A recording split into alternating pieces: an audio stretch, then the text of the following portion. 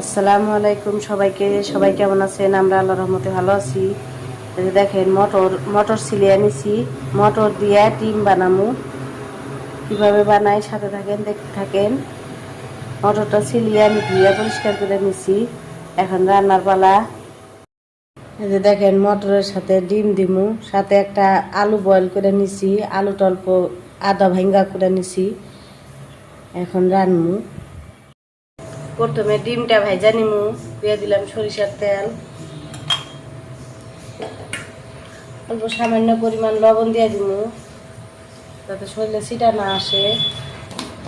আর অল্প সামান্য পরিমাণ হলুদ দিয়ে দিমু, ডিমগুলো।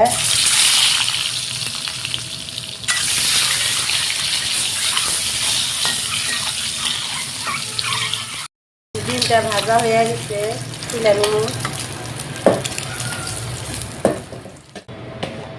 একই তেলে দিয়ে দিব ফোড়নের জন্য গোটা জিরে,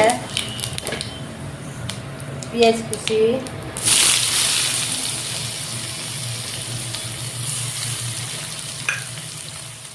দিয়ে দিব গোটা গরম মশলা, লং, এলাচি, দারচিনি। ভালো করে ভাজা নিব। অল্প দিয়ে দিব রসুন বাটা,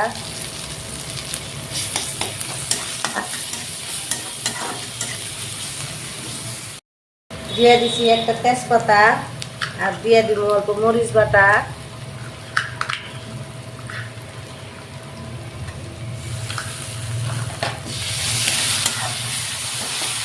ভালো করে কষে নিব। আর একটা দিয়ে দিব টমেটো কুচি করে নেওয়া। টমেটো কুচি দিয়ে দিলাম।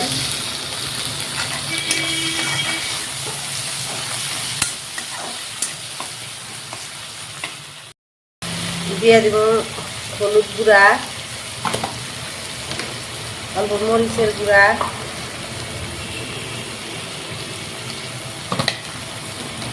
ধনিয়ার গুঁড়া,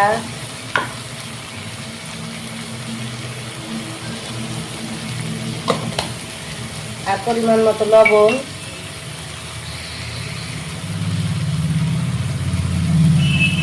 দিয়ে দিব কিছু আদা বাটা।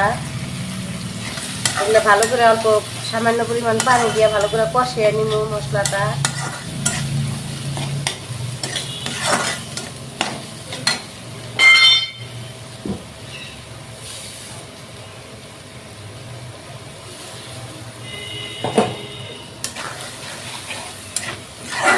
মশলাটা ভালো করে কষিয়ে নেই। দেখি মশলার কি অবস্থা।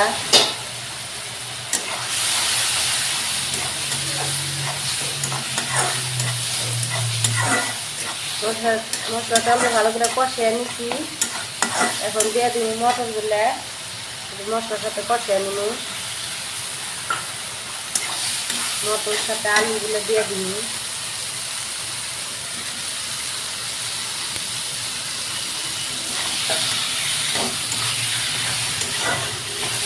অল্প সামান্য পরিমাণ পানি দিয়ে দিব মশলার সাথে ভালো করে কষানোর জন্য।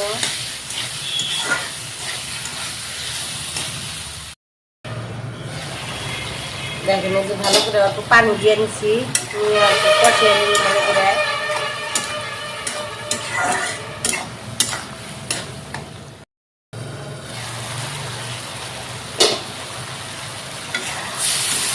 দেখুন কষানি হয়ে গেছে।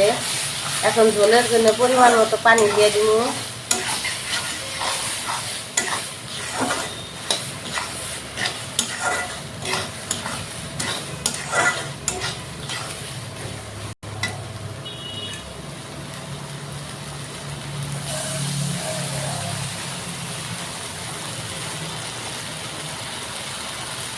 ঝোলের জন্য পরিমাণ মতো পানি দিয়ে দিলাম।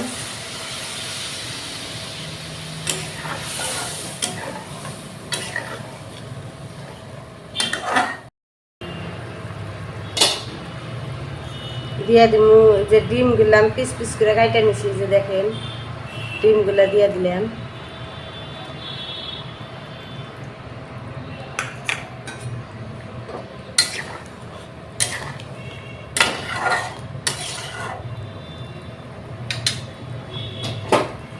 ঢাকা দিয়ে দিলাম। দেখেন তরকারি ঝোল বলক উঠে আসছে। এখন আমি দিয়ে দিব অল্প সামান্য পরিমাণ জিরার গুঁড়া, গরম মশলার গুঁড়া, জিরার গুঁড়া দিলাম।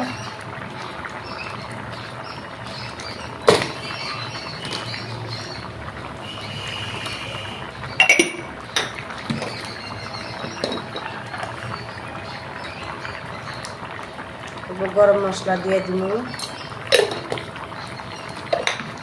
আর অল্প লবণটা আমার কম হয়েছে, অল্প লবণটা দিয়ে দিব। এটা আর অল্প ঝোলটা আইটা আসুক, অল্প পরে নামিয়ে নেব, আপনাদের ফাইনাল লুক দেখাই। সবাই ভালো থাকবেন, সুস্থ থাকবেন। কষ্ট করে ভিডিওটা দেখার জন্য ধন্যবাদ। আসসালামু আলাইকুম, আল্লাহ হাফেজ। এই যে ফাইনাল লুক, দেখেন কত সুন্দর হয়েছে। সবাই একবার হলেও বানিয়ে খাবেন। মটর আর ডিমের রেসিপি, খুব টেস্ট হয় বস্তুটা, একবার হলেও খায়া দেখবেন। আসসালামু আলাইকুম।